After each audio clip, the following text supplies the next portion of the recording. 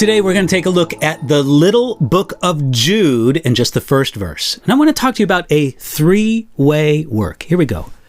Jude, a bondservant of Jesus Christ and brother of James, to those who are called, sanctified by God the Father, and preserved in Jesus Christ. Jude, when he wrote his letter, saw dark clouds on the horizon, deceptive and dangerous teaching creeping in among God's people. Seeing the danger, Jude could not stay silent. He had to warn his fellow Christians so that they could prepare against the coming storm.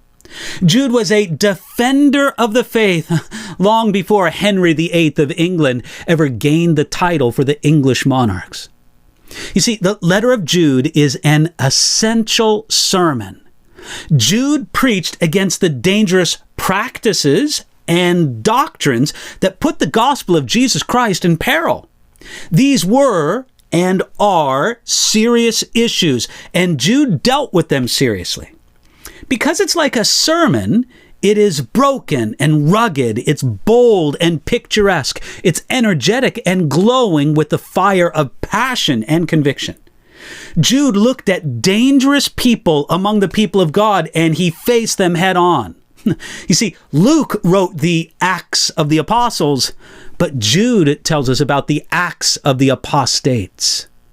The name Jude is literally Judas, but to avoid connection with Judas Iscariot, that infamous one who betrayed Jesus, many translations use the name Jude instead of Judas.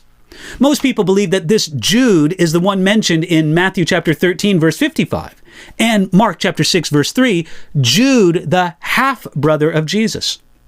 This would mean that Jude, like the other half-brothers of Jesus, did not believe in Jesus as Messiah until after the resurrection of Jesus. He introduced himself as a bondservant of Jesus Christ. Now, this says something, knowing that Jude was a blood relative of Jesus, but he considered himself only a bondservant of Jesus Christ. Few things tell us more about a man than the way that he speaks of himself, and few things are more revealing than their titles by which a person wants to be known. Jude could have said, "Here I am, the half-brother of Jesus, listen to me." But he was fully content to be known simply as Jesus's bondservant. Now, without a doubt, Jude valued the fact that Jesus was his half-brother and that he grew up in the same household as Jesus himself. But even more valuable to him was his new relationship with Jesus. To Jude, the blood of the cross that saved him was more important than the family blood in his veins that related him to Jesus Christ. Now, notice who Jude wrote to. It says here, to those who are called. Jude wrote to Christians. This is not an evangelistic tract, and it deals with things that believers need to hear, but often don't want to hear. We can learn something from the way that Jude identified his readers as Christians. First, he says they are called. A person is a Christian because God has called them. It starts with God's initiative, not man's. We don't look for God until he puts it in our heart to search for him. The important thing is to answer the call when it comes, just as we answer the phone when it rings. When the phone rings, we must pick it up. We can't take any credit for initiating the call, but you have to answer the receiver and respond. Christians are those who have heard God calling and have responded. Second, he says that they are sanctified by God the Father. Sanctified is a very religious sounding word, but the meaning behind the word is simple. It means that Christians are set apart from the world and set apart unto God.